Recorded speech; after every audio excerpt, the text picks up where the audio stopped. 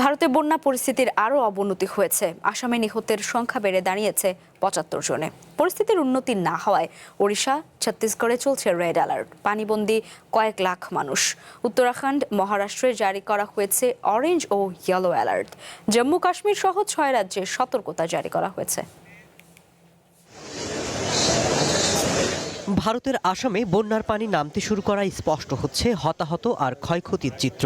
গত ২৪ ঘন্টায় আরও ৭ জনের মৃত্যু হওয়ায় বাড়ছে মৃত্যুর সংখ্যা। ব্যাপক দুর্ভোগে দিন কাটাচ্ছে রাজ্যের ৬২২টি গ্রামের ৩,৩২,০০০-এর বেশি মানুষ।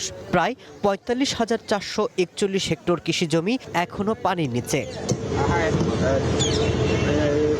উড়িষ্যায় পানিবন্দী ১ লাখ মানুষ। পরিস্থিতির উন্নতি না হওয়ায় জারি করা হয়েছে রেড অ্যালার্ট। উত্তরাখণ্ডেও জারি করা হয়েছে অরেঞ্জ অ্যালার্ট।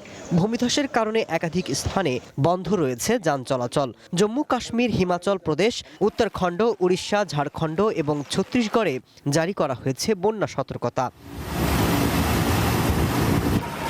এদিকে টানা বৃষ্টির কবলে নয়াদিল্লি। বুধবার গুরুত্বপূর্ণ সড়কগুলোতে পানি বাড়তে থাকায় ভোগান্তিতে পড়েছেন স্থানীয়রা। যমুনা নদীতে পানি বাড়তে থাকায় সতর্কতা জারি করা হয়েছে তীরবর্তী এলাকায়।